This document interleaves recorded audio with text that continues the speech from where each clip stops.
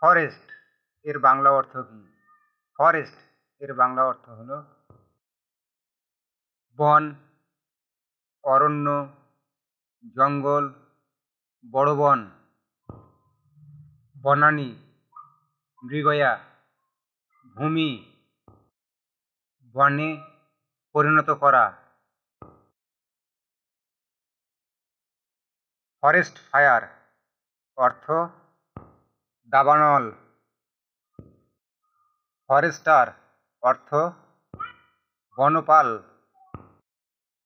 Forestry অর্থ অরণ্যবিদ্যা।